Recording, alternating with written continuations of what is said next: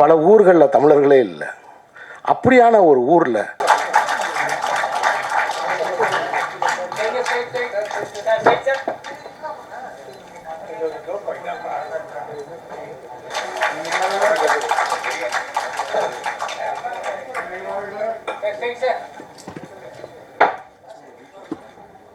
யாரோ ஒரு ஆள் விசில் அடித்த மாதிரி தெரிஞ்சுச்சு. அண்ணன் வேற மேடையில் இருக்காரு. இது என்னோட ஏற்பாடு நினைக்க மாட்டாரா? இதுக்கு எனக்கு சம்பந்தமே கிடையாது. இது ஏதோ ஒரு திட்டமிட்ட சதின்னு நினைக்கிறேன். இல்லை, யாருன்னே தெரியல. நம்ம வளர்ச்சியில் அக்கறையுள்ள ஒரு 2 பேர் பின்னாடி உட்காந்து விசில் அடிக்கிற மாதிரி தெரியுது. ரொம்ப நன்றி. அந்த 2 பேருக்கு முதல்ல நன்றி.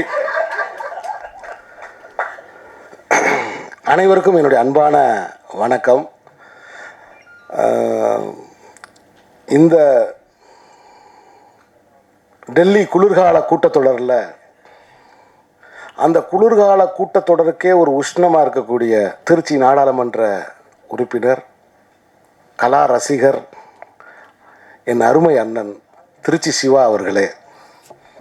அண்ணன் சிவா அவர்களை பற்றி சொல்லணும்னா, அவர் ஒரு பாராளுமன்ற உறுப்பினராக, மக்கள் தொண்டராக, கொள்கை பேசுபவராக, உண்மையிலேயே பேசுவதற்காகவே படைக்கப்பட்ட ஒரு பிறப்பாக, ஒரு ஒரு ஆயுதமாக தான் நமக்கு தெரியும். நான் அவருடைய பேச்சுக்கு மிகப்பெரிய ரசிகராக இருந்தேன். ஆனால் உண்மையிலேயே பிரபாலினி அவர்களுக்கு இந்த நேரத்தில் அண்ணன் திருச்சி சிவா அவர்களை இந்த விழாவுக்கு அழைச்சதுக்காக முதல்ல என்னுடைய தனிப்பட்ட பாராட்டை நான் தெரிவிச்சுக்கிறேன். ஏன்னா அண்ணன் பேசுவது மட்டுமல்ல, மிக இனிமையாக பாடக்கூடியவர். அதுவும் மொழியின் ருசி அறிந்து, கவிதையின் ருசி அறிந்து, அனுபவித்து அதை பாடக்கூடிய, அதுவும் பழைய பாட்டெலாம் அண்ணன் பாட சொல்லி நீங்கள் கேட்கணும். குறிப்பாக ஹிந்தி பாடல்கள்லாம் ரொம்ப அற்புதமாக பாடுவார். அதாவது இசைக்கு இசை ஒரு சர்வதேச மொழி. அந்தந்த ஊரில் அவங்களோட தாய்மொழியில் அது பாடப்படுது. அதனால் உலகத்தில் இருக்கக்கூடிய எல்லா மொழி பாடல்களையும் அவர் கேட்பார். அண்ணன் அவர்கள் ஹிந்தி பாடல்களை மிக அற்புதமாக பாடுவார். அதே மாதிரி தமிழ் பாடல்களை, தர்மதுரை வெளியான அந்த இரவு, நான் எடுத்த தர்மதுரை திரைப்படம் வெளியான அந்த இரவில் எனக்கு என்னை தொலைபேசியில் தொடர்பு கொண்டு இந்த படம் மாபெரும் வெற்றி பெறும் என்று முன்கூட்டியே சொன்னவர். அந்த படத்தை அங்குலங்கலமாக அவர் ரசித்தவர். அதிலிருந்து தான் நான் அவரோடு ஐக்கியமானேன். நான் எடுக்கும் எல்லா படங்களையும் முன்கூட்டியே அவருக்கு நான் காட்டி விடுவேன். அப்படி இந்த அண்ணன் திருச்சி சிவா அவர்கள் இருக்கிற மேடையில், அவர் அருகில் நான் இருப்பது எனக்கு ரொம்ப பெருமை. அந்த வாய்ப்பை எனக்கு தந்த பிரபாலினிக்கு என்னுடைய நன்றி. எனக்கு பக்கத்தில் இன்னொருத்தவங்க உட்காந்துருக்காங்க பாருங்கள். அவங்க வைஷாலி, மிகச்சிறந்த கேமராமேன். அவங்களும் இவங்களும் சேர்ந்து தான் அந்த இலங்கையில் அந்த ஆட்டம் போட்டது. ஷூட்டிங் இலங்கையில், பாட்டு, இசை, தன்னுடைய கலா ஆர்வத்தை பூரா வெளிப்படுத்தின அந்த கடற்கரையில், அதுக்கு காரணம் அவங்க. மிகச்சிறந்த ஒளிப்பதிவாளர். குறிப்பாக அவங்க நல்லா மீன் குழம்பு வைப்பாங்க, அது எனக்கு தெரியும். ஒரு நாள் அவங்க வீட்டில் மீன் குழம்பு சாப்பிட்டேன். ரொம்ப பிரமாதமான மீன் குழம்பு. ஆனால் அதே சமயத்தில் ஃபோட்டோகிராஃபியும் அவைலபிள் லைட்டில் படம் எடுக்கிறதுக்கு ஒரு தனி ஆற்றல் வேணும். ஏன்னா லைட்டு நம்ம பண்ணி எடுக்கிறது வேறு, கிடைக்கிற வெளிச்சத்தில் படம் எடுக்கிறது வேறு. சூரியன் கொஞ்சம் கொஞ்சமாக நகர்ந்து போய்கிட்டே இருக்கும். ஸோ அதுக்கு தகுந்த மாதிரி அந்த அவைலபிள் ஃபோட்டோகிராஃபிங்கிறது ரொம்ப கஷ்டம். அதில் அவங்க ஒரு மிகச்சிறந்த ஒளிப்பதிவாளர். நான் பிரபாலினி அவர்களை நான் பார்த்த உடனே, பழக ஆரம்பித்த உடனே நான் உண்மையிலே நினச்சேன், ஒரு தகப்பனுக்கு மகள் என்றால் இப்படி பிறக்கணும். ஒரு தகப்பனுக்கு மகள் என்றால் இப்படி பிறக்கணும்.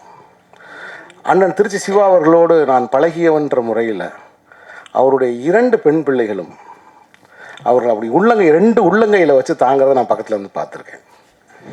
என்னை சிற்றப்பா என்று அழைக்கக்கூடிய அந்த பிள்ளைகள், அதில் ஒருத்தவங்க கவிஞர், தன் தந்தையை பற்றி அதாவது இந்த விழாவுக்கும் அண்ணன் திருச்சி சிவா அவர்களுக்கும் ஒரு டிஸ்கனெக்டட் கனெக்ஷன்ஸ் இருக்குது.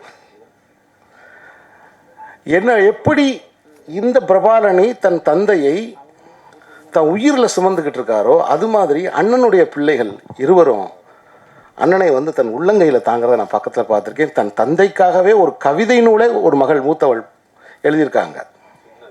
சின்ன பாப்பா அது வேறு மாற்றி சொல்லி அப்புறம் நைட் நான் திட்டு வாங்க முடியாது, ஃபோன் பண்ணி சித்தப்பா இப்படி நீங்கள் மாற்றி சொல்லிட்டீங்களே அப்படி.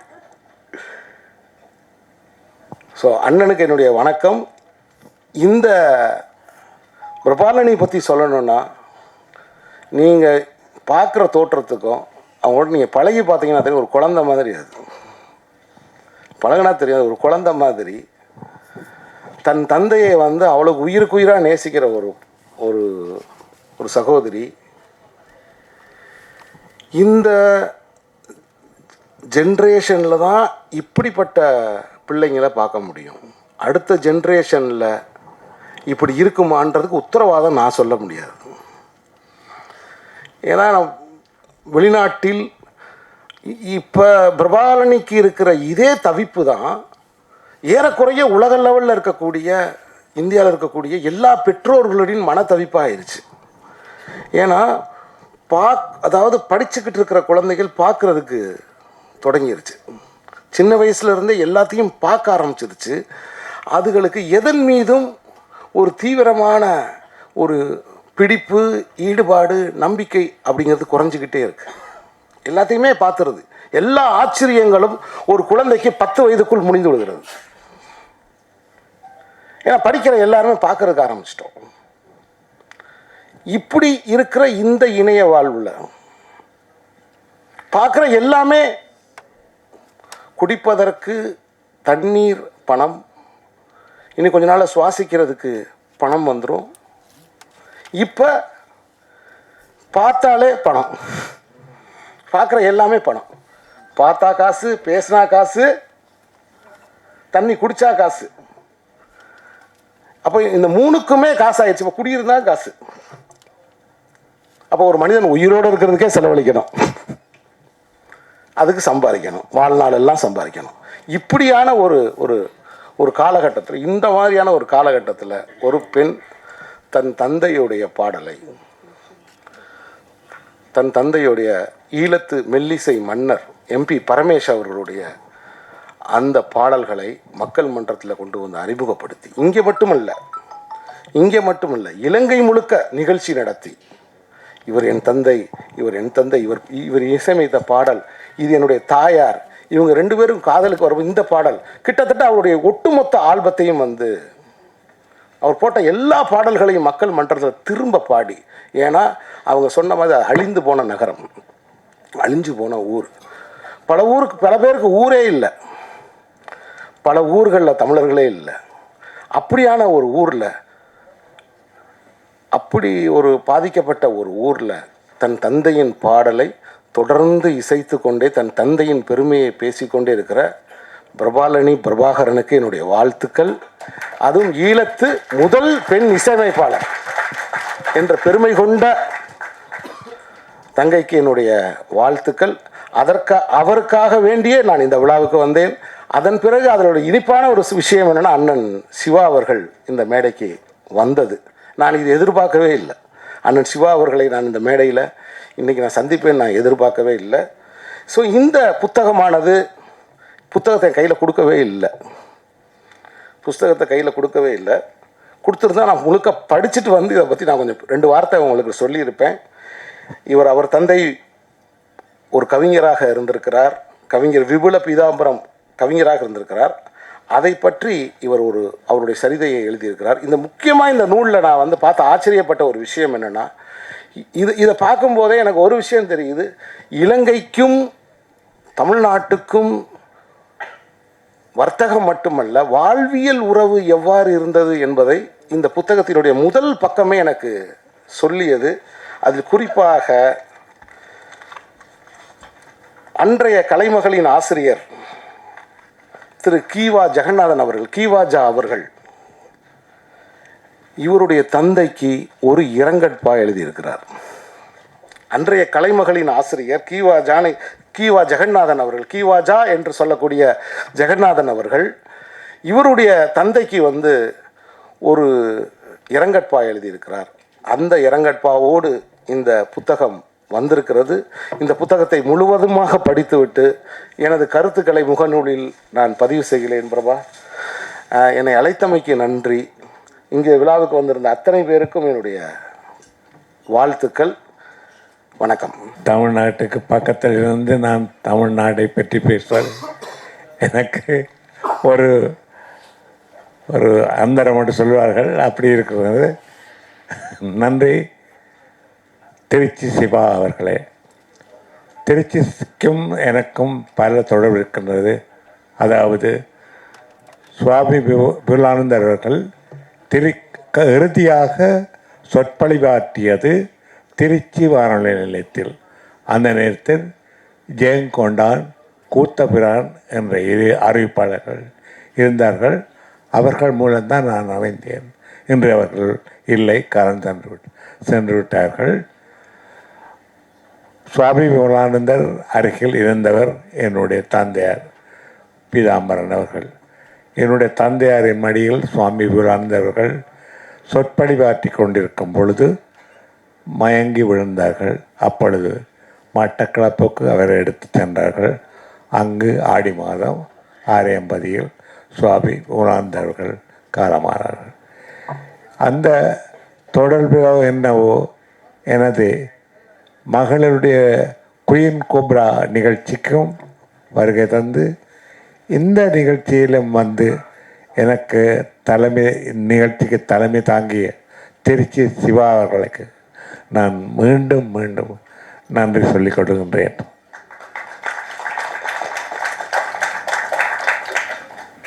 சீனு ராமசாமி அவர்கள் பேசிய பேச்சை கேட்டால் அதனால் நான் என் பேச்சை பேசவே இல்லை. நான் என்ன கூற நினைத்தேனோ அதையெல்லாம் அவர் கூறிவிட்டார். அவைதான் தேவை. அவர் கீவா ஜெகநாதனை கூட எடுத்து வந்தார். அதுதான் முக்கியமானது. யார் ஒருவர் யாரால் பாராட்டப்படுகிறார் என்பதுதான் முக்கியம். அதுதான் முக்கியம். அன்று என்னுடைய தந்தையாரின் பெருமையை குறிப்பிடாமல் அவர் யாரால் பாராட்டப்பட்ட கீவா ஜெகநாதன் அவர்களால், அதாவது தென்னிந்திய தமிழ்நாட்டு மக்களுக்கு அறிமுகமான பெருமையை அறிந்த கீவா ஜெகநாதன் அவர்களால் என் தந்தையார் பாராட்டப்பட்டார் என்பதுதான் எனக்கும் பெருமை, என் மகளுக்கும் பெருமை. இதுதான் வேண்டும். இதை சீனு ராமசாமி அவர்கள் மிக தெளிவாக சொன்னார்கள். எனவே நான் அதிகம் பேச தேவையில்லை. தமிழ்நாட்டுக்கு என் வாழ்த்துக்கள். இது ஒரு சாதாரண நாடல்ல. லுஃப்தான்சா இரவு 2:40 3 மணித்தியாலங்கள் லேட்டாக ஆங்கிலத்தில் பேசுகின்றேன், அதை சொல்லுகிறேன். தாமதமாக வருகை தந்தது. அந்த நேரத்தில் கூட சென்னை ஏர்போர்ட் வெட்ட வெளிச்சமாக, என்ன இது திரும்பவும் நான் அமெரிக்காவுக்கு இறங்கி விட்டேனா என்று ஏதும் பழுது வந்து விட்டதா என்று நான் கேட்கவில்லை மகளிடம். ஆனால் அப்படி இருந்தது. கண்கொள்ளா காட்சி. சும்மா நினைக்காதீர்கள். இன்னும் 10 வருடங்களுக்குள் அமெரிக்காவை விட 10 மடங்கு சிறப்பாக தமிழ்நாடு வந்துவிடும். தமிழ்நாட்டில் எந்த பஞ்சமும் இல்லை. நிச்சயமாக நான் தமிழ்நாட்டில் இருந்திருந்தால் இன்று நீங்கள் பாடல்கள் கேட்டிருப்பீர்கள். இந்த பாடல்கள் அனைத்தும் இலங்கையிலேயே இலங்கை கலைஞர்களாக ஒளிப்பதிவு செய்யப்பட்டவை. அதற்காக நீங்கள் இலங்கை தமிழ் மக்களுக்கு, இலங்கை டெக்னீஷியன்ஸுக்கு, அதுவும் 50 வருடங்களுக்கு முன்பு அந்த தராதரத்தில் இருந்திருக்காள் என்பதற்காக இலங்கை கலைஞர்களுக்கு நீங்கள் ஒரு கைதட்டல் கொடுத்தே ஆக வேண்டும். இதை மட்டும்தான் நான் கூறுவேன். சகலவற்றையும் என்னை பற்றியோ இந்த இலங்கை புத்தகத்தை பற்றியோ சீனு ராமசாமி அவர்கள் தாராளமாக கூறிவிட்டார்கள். இப்பொழுது எனது நண்பர், அப்படி கூறுவதும் தவறு என்று நினைக்கிறேன், அவர் பெரிய இடத்தில் இருக்கின்றார். திருச்சிக்கும் அவருக்கும் என் தந்தையாருக்கும் உள்ள தொடர்பில்லால் அவர் எனக்கு நெருக்கமானதாக இருக்கின்றார். இதனை திரு தட்சிணாமூர்த்தி அவருக்கு நன்றி கூற வேண்டும். இன்று மௌனமாக அமர்ந்து கொண்டிருக்கின்றார். மௌனத்துக்கு காரணங்கள், அவருடைய சில தொலைக்காட்சி நிகழ்ச்சிகளை நீங்கள் கேட்டிருந்தால் கேட்டவர்களுக்கு தெரிந்திருக்கும். அதை நான் மீண்டும் நினைவுபடுத்தவில்லை. எனது சீடிக்களை, இசைத்தட்டுக்களை எனக்கு தராதரத்தில் ப்ரெஸ்ஸிங் ரெக்கார்ட்ஸாக சோனி கம்பெனியில் மிக மிக குறைந்த விலையில் இலவசமாக கொடுப்பதற்காக அவற்றை எனக்கு அச்சிட்டு ப்ரெஸ்ஸிங் செய்து கொடுத்தவர் திரு தட்சிணாமூர்த்தி அவர்கள். அவருக்கும் அவருடைய மனைவிக்கும் 1 வருடத்துக்குள், அதை நான் கூறலாமா தெரியவில்லை, அவரை விட்டு பிரிந்த அவரின் மகளுக்கும் சிறந்த அவரின் ஆத்மா சாந்தி அடைய வேண்டும் என்று கூறி நான் விடைபெறுகின்றேன். நன்றி. சந்தோஷத்திலும் ஒரு கவலைகள் இருக்கும். அப்படி இருந்தும் அவர் வந்து இங்கே அமர்ந்திருப்பது அது ஒரு மிகச்சிறப்பு. மீண்டும் அவருக்கு ஒரு கைதட்டல் கொடுங்கள்.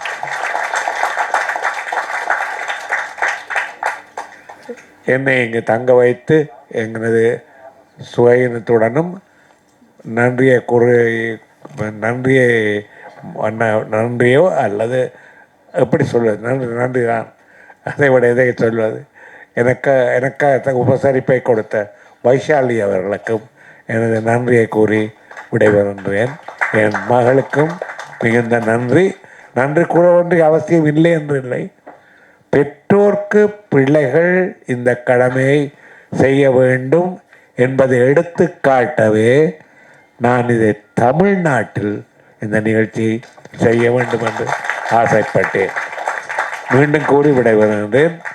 பெற்றோர்களுக்கு, அவர்கள் யானைக்கும் மனிதர்க்கும் 100 வருடங்கள் வாழ்க்கை என்றால், பிறந்து 14 வருடங்களும் வாலிபர் ஆவதற்கும் குமரிகள் ஆவதற்கும் பெற்றோர்களின் துணை அவர்களுக்கு தேவைப்படுகிறது.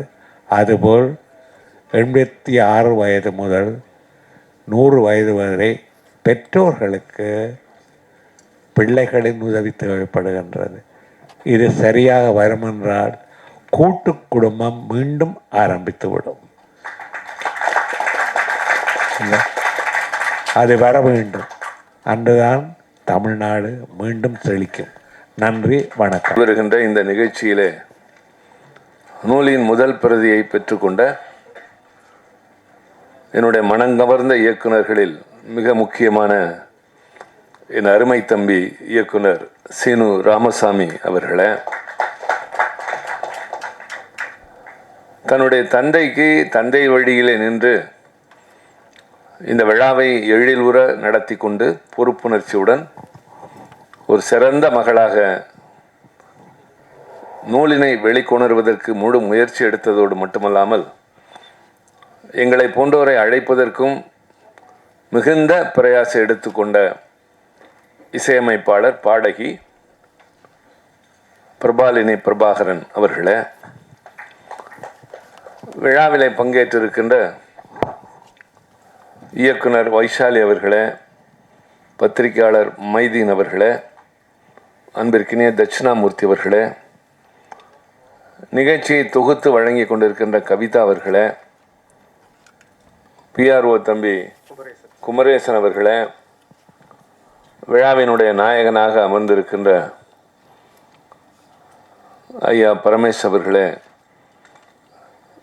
நிகழ்ச்சியிலே பங்கேற்றிருக்கின்ற ஈழ நாட்டு சொந்தங்களே, தமிழ்நாட்டின் சொந்தங்களே, பத்திரிகையாளர்களே, சிறப்பு அழைப்பாளர்களே, உங்கள் அனைவருக்கும் என்னுடைய அன்பான வணக்கம். மிகைப்படுத்தி அவர்கள் யாரும் கூறவில்லை. நாடாளுமன்ற குழு கூட்டம் ஒன்று நடைபெற்று கொண்டிருக்கின்றது. அதிலிருந்து கடந்து வந்து காலையில் தமிழ்நாடு அரசினுடைய சுற்றுலாத்துறை தமிழ்நாட்டில் உள்ள சிறப்பான விழாக்களை பற்றி, திருவிழாக்களை பற்றி இந்து குழுமத்தின் சார்பில் இணைந்து வெளியிட்ட ஒரு நூலினை வெளியிட்டு, இப்பொழுது உங்கள் நிகழ்ச்சியை முடித்து மீண்டும் நான் நாடாளுமன்ற குழு கூட்டத்திற்கு சென்று மாலையில் பொதுக்கூட்டத்தில் கலந்து கொள்ள வேண்டிய ஒரு கடமையும் பொறுப்பும் உள்ளவனாக வந்திருக்கின்றேன். இத்தனை பணிகளுக்கிடையிலே இதற்கு முக்கியத்துவம் தந்ததற்கு பல காரணங்கள் உண்டு.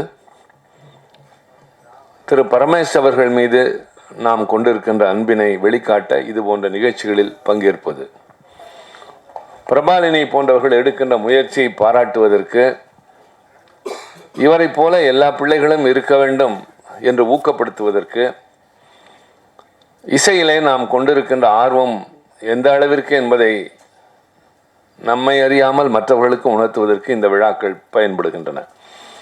ஆக இருக்கின்ற பணிகளை காட்டி வர இயலவில்லை என்று சொல்வதில் எனக்கு உடன்பாடு இல்லை. சிறிது நேரம் இருக்கலாம் என்று வந்தவனை நீண்ட நேரம் இருக்க வைத்தார்கள். இருந்ததில் ஒன்றும் வருத்தமில்லை. பிரபாவினுடைய உரையிலிருந்து அனைவருடைய உரையும் மனம் கவர்கின்ற அளவில் இருந்தது. தம்பி சீனு அவர்கள் பேசுகிற போது பலவற்றை எடுத்து சொன்னார். நூலினை என்னிடமிருந்து பெற்று அதற்குள்ளாக ஒரு நல்ல இயக்குனர் என்பதற்கு அடையாளமாக அதில் சில பக்கங்களை படித்துவிட்டு அதையும் இந்த இடத்துல குறிப்பிட்டு பேசினார். ஒரு காலத்தில் தமிழ்நாட்டில் வானொலி இருந்தது. ஆனால் இசை என்று சொன்னால் இலங்கை வானொலி மட்டும்தான் நமக்கெல்லாம். பழைய தமிழ் பாடல்களை இலங்கை வானொலி போல இந்திய நாட்டினுடைய வானொலி நிலையம் ஒளிபரப்பியது இல்லை. சில பேருடைய உரைகளை கேட்டிருப்போம். அவர் இங்கே சொன்னதைப் போல விபுலானந்தரை பற்றி, கூத்தபிரான், ஜெயங்கொண்டான் என்பதெல்லாம் ரேடியோ அண்ணா இதெல்லாம் அந்த காலத்தில் இருந்த பிள்ளைகளுக்கு தெரியும். அதே போல நான் இவருடைய இந்த புகழ்பெற்ற பாடல், உனக்கு தெரியுமா நான் உன்னை நினைப்பது, எனக்கு தெரியுமா நீ என்னை அழைப்பது என்ற அந்த பாடல் நான் பள்ளியிலே படித்து கொண்டிருந்த போது வந்தது. கல்லூரிக்கு சென்ற போது வேறு சில இலங்கை பாடல்கள் மிகவும் பிரபலமாகிவிட்டன. சின்ன மாமியை போன்ற பாடல்கள், சுராங்கனி போன்ற பாடல்கள் எல்லாம். ஆனால் இந்த பாடல் மனதிலே ஒலித்து கொண்டே இருக்கும். அவருடைய குரல், அந்த சொற்கள், அதில் இருக்கிற ஆழம், பொருள். ஆக இந்த நல்ல பாடலில் அவருக்கு கிடைத்த பரிசு என்பது பல விருதுகள் என்பது அல்ல, சிவமாலினியை போல ஒரு அருமையான பெண் அவருக்கு துணைவியாக கிடைத்திருக்கிறார். அந்த பாடல் அவரை நினைத்துதான் பாடியதாக கூட இந்த இடத்துல காணொலியிலே காட்டினார்கள். காதலை வெளிப்படுத்துவதற்கு கடிதங்கள் எழுதுவது தொலைதூரம் என்ற நிலையில், இப்போது இருப்பதை போல செல்லிட பேசிகள் இல்லாத நிலையில், வீடியோ கான்ஃபரன்ஸ் இல்லாத காலத்தில் ஒரு பாடலின் மூலமாக அது காற்றிலே தவழ்ந்து வந்ததன் மூலமாக இந்தியாவில் இருந்த ஒரு சங்கீத பூசணத்தை கொண்டு சென்ற ஒரு கள்ளன் பரமேஷ் அவர்கள். இது பாராட்டப்பட வேண்டியதுதான். ஆக எல்லோருக்கும் அவர் அதிலே ஒரு வழிகாட்டி. மென்மையாக அணுகுமுறையின் மூலம் ஒரு பெண்ணினுடைய மனதை வெல்லலாம். வேறு சில அணுகுமுறைகள் என்பது தோற்றத்தில் வேண்டுமானால் பெரிதாக தெரியும், ஆனால் பயனளிக்காது என்பதற்கு இவர் ஒரு பெரிய உதாரணம். இந்த இருவரும் ஈன்றெடுத்த பிள்ளைகளில் இன்றைக்கு பிரபாலினி நம்முடைய அனைவருக்கும் அறிமுகமானவர். ஜெர்மனியில் வாழ்ந்து கொண்டிருந்தாலும், இவர் அமெரிக்காவில் வாழ்ந்து கொண்டிருந்தாலும் அடிக்கடி தமிழ்நாட்டுக்கு வந்துவிட்டு போகிறவர்கள். நான் ஒரு முறை திரு பரமேஷ் அவர்களுக்கு என்ன செய்யலாம் என்று எண்ணிய பொழுது எனக்கு அவருக்கு தரக்கூடிய அளவிற்கு பரிசு எதுவும் தரவில்லை. அவரை இசைஞானி இளையராஜா அவரிடம் அழைத்து சென்று அறிமுகப்படுத்தினேன். அவர் யார் என்பதை சொன்னவுடன் அவர் மிகுந்த பரவசப்பட்டார். ஒரு காலத்தில் இவருடைய பாடல்கள் எவ்வளவு ஈர்ப்புடையவை என்பதை பற்றியெல்லாம் கூட சொன்னார். அவர் தன்னுடைய தந்தையை பற்றி நூல் எழுதியிருக்கிறார். தந்தைக்கு 60 ஆண்டுகள் இசை வாழ்வுக்கு என்று சொல்லி மகள் விழா எடுக்கிறார். நான் நம்முடைய மெல்லிசை பாடகி, மிகச்சிறந்த பின்னணி பாடகி அம்மையார் பி. சுசீலா, இந்திய நாட்டின் இணையற்ற பாடகி, தமிழில் இருந்த காரணத்தினால் வடக்கே சென்று சேரவில்லை. நான் அண்மையில் நாடாளுமன்றத்தில் பேசியதைப் போல தமிழ்நாட்டில் இருந்த விடுதலை போராட்ட வீரர்கள் பல பேர் வடபுலம் இன்னும் அறியவில்லை என்ற ஆதங்கத்தை நான் வெளிப்படுத்தினேன். பல பேர் கேட்டிருக்க கூடும். எவ்வளவு திறமை, எவ்வளவு தியாகம் இருந்தாலும் கூட தமிழ்நாடு என்ற காரணத்தினால் அவர்களை அறிவதில்லை. திருவள்ளுவர் என்பவரை இப்பொழுதுதான் கொண்டு சேர்த்து கொண்டிருக்கிறோம். ஆனால் கடைசி மனிதன் வரை யாரும் அறியவில்லை என்பதை நாம் வருத்தத்தோடு ஒத்துக்கொள்ளத்தான் வேண்டும். ஷேக்ஸ்பியரை எல்லோரும் அறிவார்கள், வால்மீகியை அறிவார்கள், கம்பனை தமிழ்நாடு மட்டும்தான் அறியும். அதுபோல திருவள்ளுவரை அறியாது என்று சொல்வதைப் போல திருமதி பி. சுசீலா அவர்களை பற்றி நான் வடக்கே இருப்பவரிடம் அவர்கள் சொன்னதைப் போல நான் அங்கிருக்கிற தோழர்களுடைய மனமகிழ்ச்சிக்காக, எனக்கு இந்தி தெரியாது, ஆங்கிலத்திலே அந்த பாடலை வைத்துக்கொண்டு நான் இந்தி பாடல்கள் கேட்டு பழகிய காரணத்தினால் பாடுவது வழக்கம். அப்பொழுது பல பாடல்கள் இந்தியில் இருப்பதைப் போலவே தமிழில் இருப்பதை பார்த்து அவர்கள் எப்படி என்று கேட்பார்கள். இங்கே உங்களுக்கு எப்படி லதா மங்கேஷ்கர் அவர்களோ அதுபோல எங்களுக்கு பி. சுசீலா. எங்களுக்கு அவரை தெரியும், உங்களுக்கு இவரை தெரியாது. காரணம், நாங்கள் மொழியை பார்ப்பதில்லை, ஒருவருடைய திறமையை பார்க்கிறோம், அதை போற்றுகிறோம். அதே போலத்தான் இந்த அம்மையாரை பற்றி நான் அங்கே பெரிய அளவிலே சொல்லுவேன். எனக்கு கிடைத்த வாய்ப்புகள் எல்லாம் ரொம்ப பெரியது. நான் ரொம்ப மனதிலே கொண்டாடியவர்கள் எல்லாம் எனக்கு நெருங்கியவர்களாக மாறி இருக்கிறார்கள். திருமதி லதா மங்கேஷ்கர் அவர்கள் நாடாளுமன்ற நியமன உறுப்பினராக உள்ளே நுழைந்து முதலில் உட்கார்ந்தது எனக்கு அருகில்தான். அன்றைக்கு பார்த்து அவருக்கு ஒரு வாக்களிக்கின்ற ஒரு சூழல் வந்தது. அந்த மின்னணு பொத்தானை அழித்துவதற்கு அவருக்கு தெரியவில்லை. நான் தான் சொல்லிக் கொடுத்தேன். செய்து முடித்தவுடன் ரொம்ப நன்றி என்றார்கள். இல்லையம்மா, உங்களுக்கு தான் நன்றி, என்னை தினந்தோறும் தூங்க வைப்பவர் நீங்கள் என்று. அது மாதிரி மிகப்பெரிய திரைப்பட கலைஞர்கள், இள வயதில் பார்த்த தாரா சிங், திலீப் குமார், ராஜேஷ் கண்ணா, ஷபானா ஆஸ்மி, இவர் திரைப்பட கலைஞர்கள் எல்லாம் அங்கு இருந்திருக்கிறார்கள். புகழ்பெற்ற எழுத்தாளர்கள் குல்தீப் நய்யார் போன்றவர்களே இருந்திருக்கிறார்கள். சொல்லிக்கொண்டே போகிற நீண்ட வரிசை அது. பெரிய அரசியல் தலைவர்களோடும் நான் பணியாற்றுகின்ற பெருமையை பெற்றிருக்கிறேன்.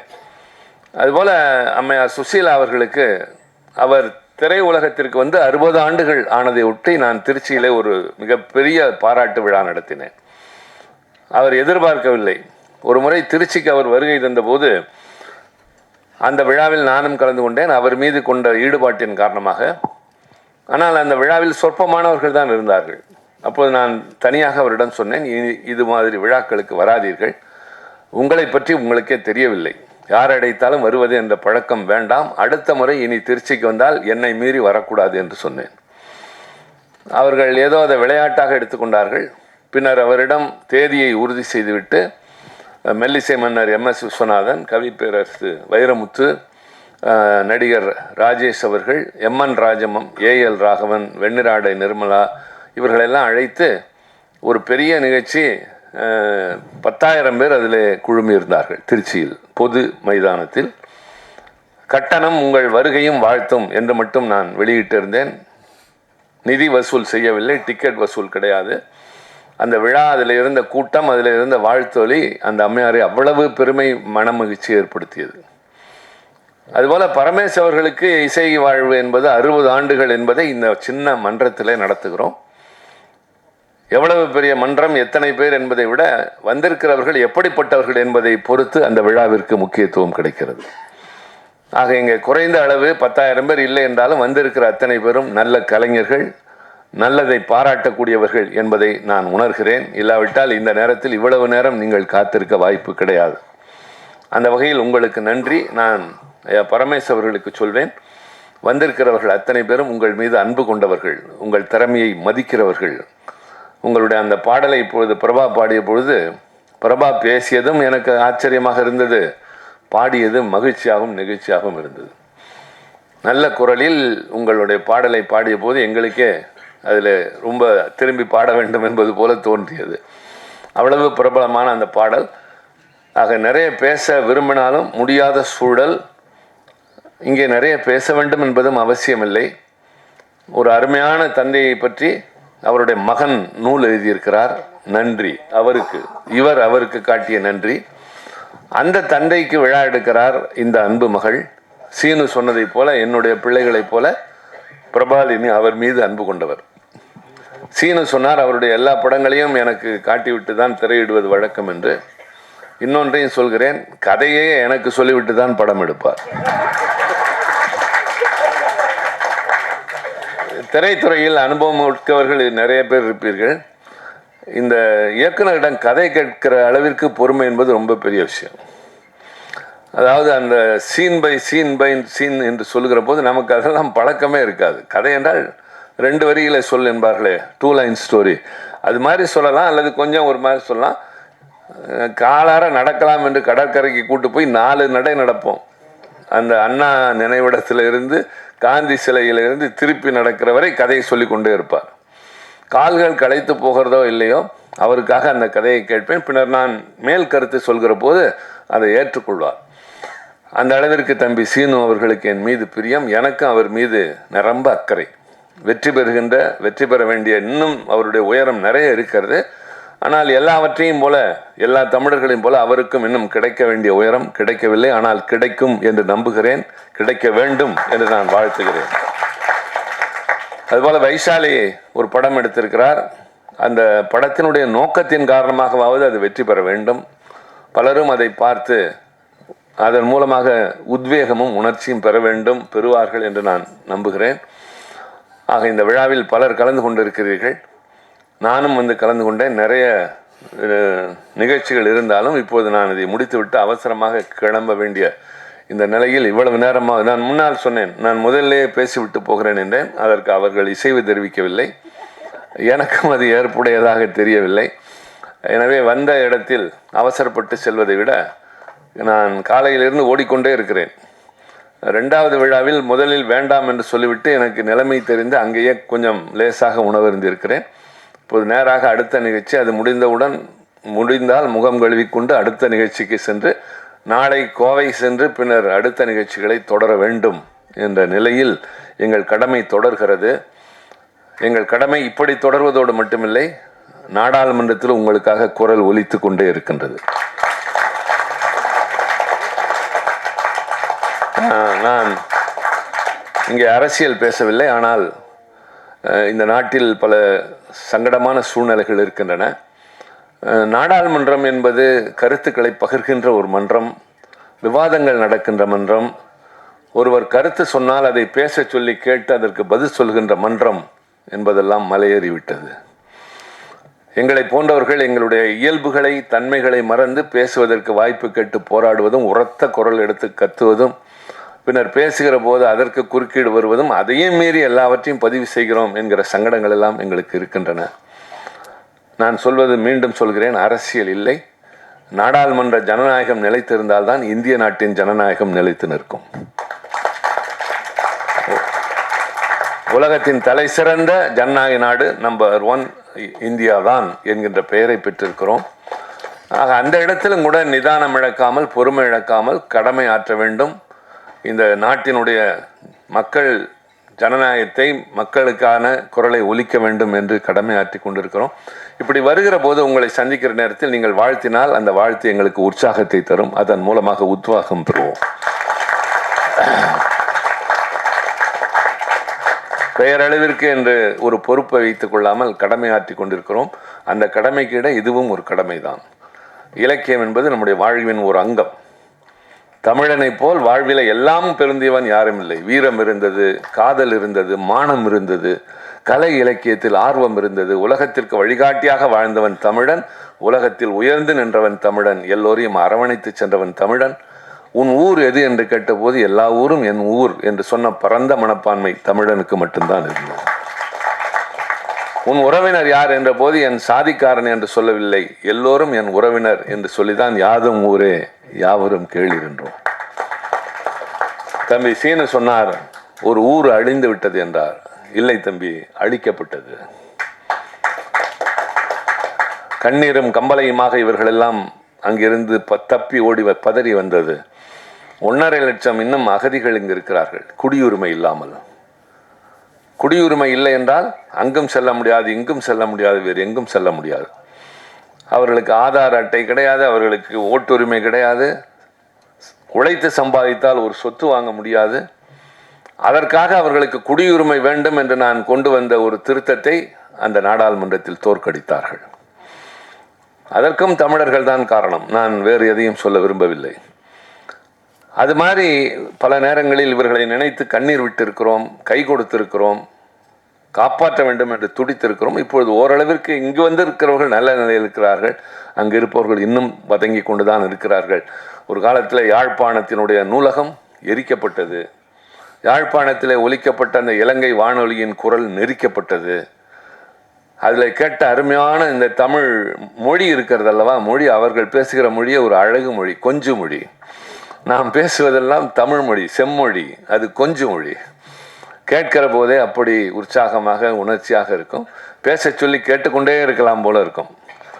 பிரபாலினியை நான் பார்ப்பதில்லை, பேசுவதைத்தான் கேட்பேன். சீனு தான் பார்த்து கொண்டிருப்பார், அவர் இயக்குனர் என்ற காரணத்தால். அதனால்தான் அவர் சொன்னார், தோற்றத்திற்கும் குணத்திற்கும் சம்பந்தம் இல்லை என்று சொன்னார்.